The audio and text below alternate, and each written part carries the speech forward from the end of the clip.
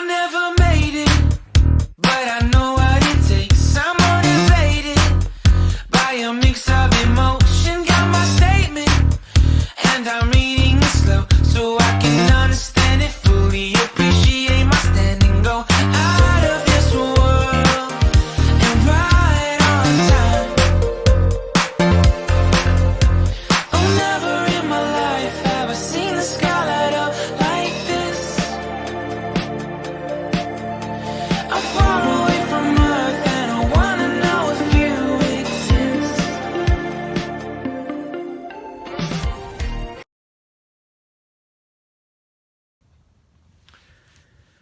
Good morning.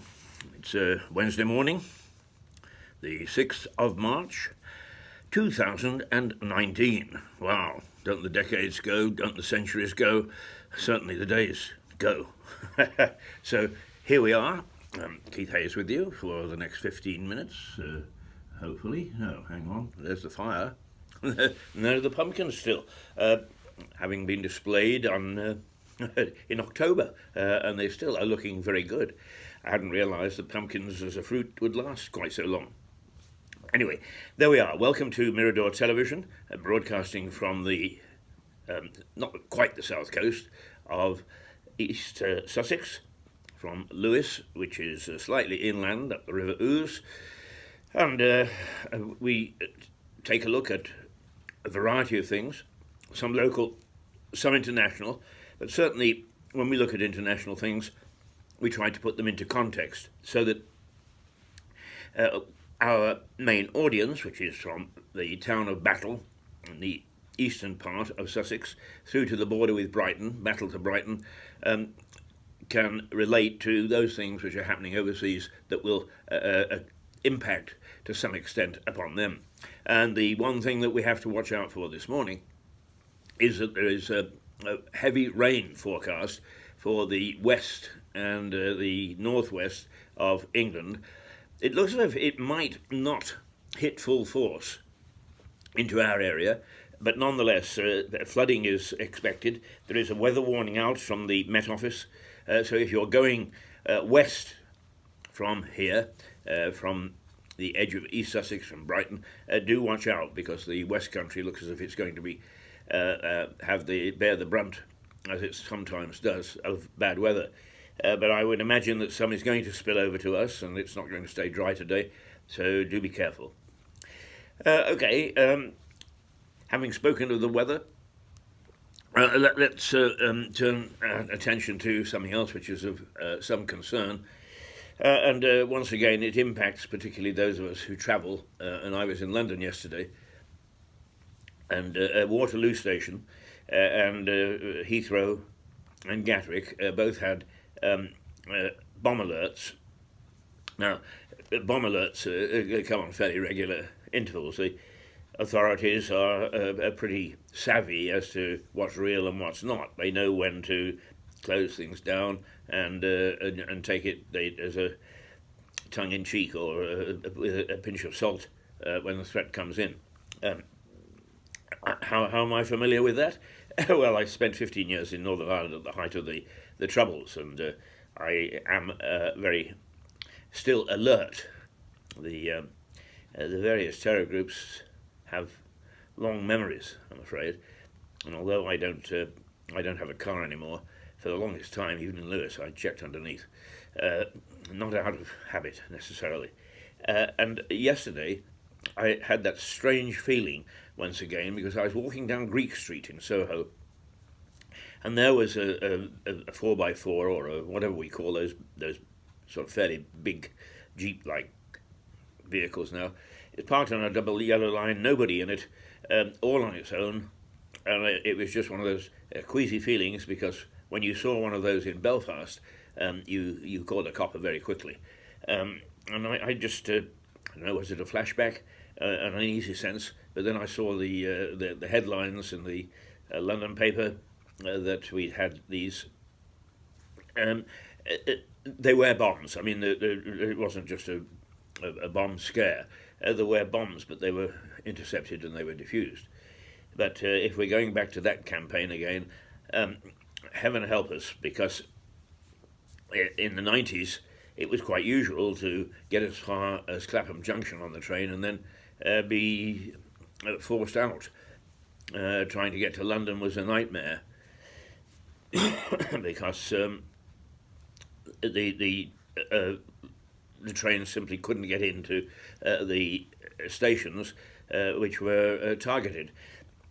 So I hope that if it is the hard border issue or whether it's just a resurgence of dissidents, that we don't go back to those awful days when there was a bombing campaign against the mainland. In fairness, the authorities have not identified yet who these bombs were from. There's been no claim, but the Irish police are helping the UK coppers to look into it. So that gives us a little bit of an indication of perhaps where this has come from. So if you're travelling by train, be careful and don't be surprised if perhaps for once trains being late or delayed is not the fault of Southern Rail, but is of real concern. And I hope that this is it, that this thing is nipped in the bud. I have to say the intelligence services in Northern Ireland, in Ireland and here, are pretty savvy about what's going on. And they will undoubtedly do their best to keep a cap on it. But it may be that there will be disruption on the trains that is not of Southern's making for a change. Travelled on the train for the first time in some days yesterday, and it was not bad from Lewis to Gatwick. Then it filled up with people coming in by train, and by the time I actually tried to get onto the underground, there were thousands of young people with suitcases on wheels, those wheelie suitcases, going into the underground and jamming up the escalators, and it took a little bit of time to get onto the underground, which once again was jam-packed. The London system does seem to, and I've been using it for the last 28 years consistently, and it does seem to be in much greater use than I can ever remember in all my years. Normally, there are those periods of the day where you could have a train to yourself. And on certain lines, I suppose, that is true. The Bakerloo coming out of Elephant and Castle, quite often you can get onto a train and have it almost to yourself. But on the main lines, Victoria, Central, District, there is an awful lot of traffic. What does that indicate? I have no idea. I mean, is it that we're getting more visitors to London out of season, as it were? Or have we got more people living in London? Or are there more people working in London? I suppose it could mean all sorts of things. One of the things that I do when I get onto the underground, though, is I take a straw poll. Here's a straw poll. I'm very fond of straw polls, you know. But they do give you some indication. Because there's much debate, which has started to disappear a little bit, about the media and whether newspapers are going to disappear and whether people are going to stop reading. Now, I suppose in a packed carriage of underground people, there were 80 to 100 people in one section. I used to be able to say in one carriage, but if you're on the district line, it's just one great big long underground now. You can walk from the back to the front because they've got sort of bendy buses now, which are on the underground. But I always do a straw poll to see who's reading a newspaper, who's reading a book, who's playing with their phone, who's got a tablet, and who's listening to music. And actually, newspapers being read in the morning hold up very well. Quite often I come away with more than 50% of people who are reading a newspaper. And I think that my own theory that newspapers, radio, the internet, movies, and so on will settle down into a reasonably happy blend is probably as accurate as any other suggestion that newspapers will eventually die out. I don't think that that's true. And our history here from the newspapers in the late 1800s through to radio, television, cinema, blockbusters, and now the internet has been that there is an accommodation. And I think that happily the people who we were always afraid would never read are finding some joy in it.